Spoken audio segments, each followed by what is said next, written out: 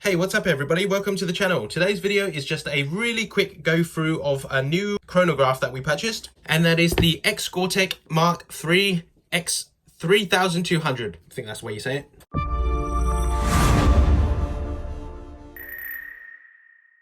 So I'm going to go through why we're making this video on this chronograph. It is just a chronograph, but we'll tell you why while we're unboxing it. Very recently, we've been in a position where we needed to buy a new chronograph. Subscribers to the channel know that we have been using the Madball version 2.1 chronograph, which was made in the Stone Ages, and very recently we needed a new chronograph. And this is it. So as you can see, it is pretty plasticky and doesn't feel very solid when you first take a glance at it. This is what it looks like from the back. It has a USB port there where you can plug in a USB cable. That doesn't mean you can charge batteries from it. It means it can solely be powered by a USB power source. If you do power it from a mains via this USB port, make sure that you do not have any batteries inside there. As you can see, it uses AA batteries, 2 of them. Now, as you've had a quick look at this chronograph, we're going to make clear that this is not a video on the best chronograph on the market. Everybody knows that if you're going to want to get a good chronograph, the most accurate and probably the most precise equipment costs hundreds of dollars. You're probably going to have to spend about $400 US in that realm and upwards if you're going to get a really good chronograph. But for airsoft needs, this is going to suit it. Now, as we said, we needed a new chronograph recently, and what we did was a search online to see what kind of chronographs were on the market. Obviously, when you spend your hard-earned cash and you want to buy something, you want to get the best in your price range. I can tell you that this is probably not the best, but it is pretty good, okay? So out of all the choices that we had, we took a chance, and this is the one we picked. So let's quickly turn the chronograph on. As you can see, there's a power button there. There is a very orangey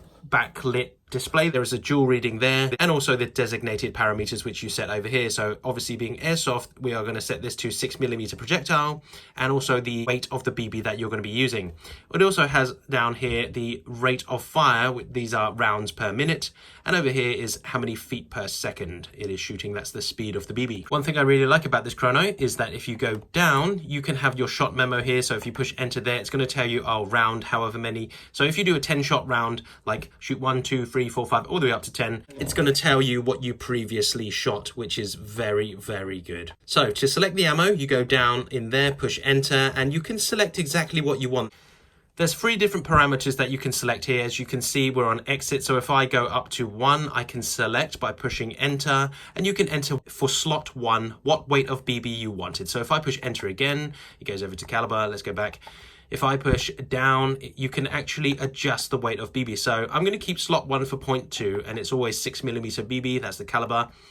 We go down to slot number 2, and let's say the next batch of BBs that I'm going to be testing is going to be 0.3, I think we'll go down to. So there we go, 0.3, I'll set that for that. Obviously, caliber stays at 6 again, so we go down to slot number 3, push enter, and then it goes over to the weight again, so the weight of BB. So we're going to be testing a couple of 0.2s, 0.3s, and this will set to whatever you want. That's really, really good, because those of you snipers out there who have some really insanely heavy weight BBs are catered for.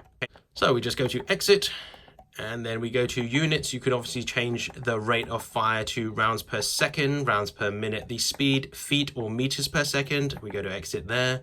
APO is the auto power off function. How many minutes do you want it to turn off? I have set mine to 10 minutes, and then we'll just go exit. This is very, very easy. So the backlight you can set there. You can set to auto brightness, high brightness, mid, low, high, okay? And this is off, or this is on.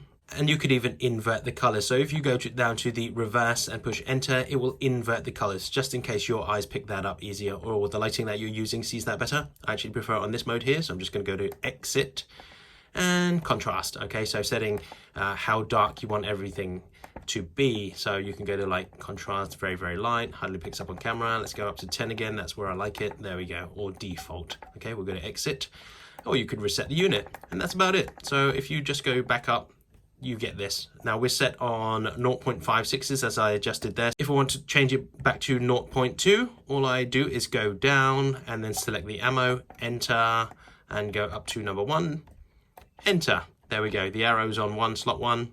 We're now using 0.2s, okay? This is very important. Let's actually shoot a BB through this chronograph and see what we're chronoing at. It doesn't really matter. Just want to show you that the chrono, how it works. So you shoot a BB through it.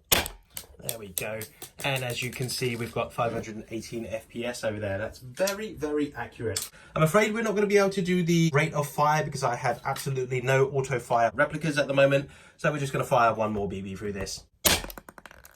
And 517. Right, there we go. So as you can see, that's a perfectly working chronograph. Okay, it is pretty accurate. We're very happy with it, and it's cheap and cheerful. I will say the build quality feels very light. Obviously, we were coming from a mad ball chronograph, and it was made with an aluminium housing, so made of metal. It felt very solid, but it's just a bit dated. Very, very old chronograph we were using. It was somewhat accurate, but the Xcortech X3200 is just on another level compared to that. I'm not going to say that it's the best chrono on the market. It is the one we picked. We do get questions sometimes asking us what equipment we're using. So here is the answer to that. This is the chronograph that we chose. We are very, very happy with it. It is probably not the most prettiest looking chrono on the market, but it's doing the job for us, and the price was kind of reasonable. We're very, very happy with the features it has. This is just leaps and bounds ahead of the Madball one, which was created, as we said, centuries ago. So there you have it, guys. That's a new piece of equipment that we've been using and that we will be using from now on. Thank you very much for watching. Hope this video helps someone out there who is deciding what chronograph to get. We got this one. We have no regrets, but the choice is yours. Thanks for watching. See you later.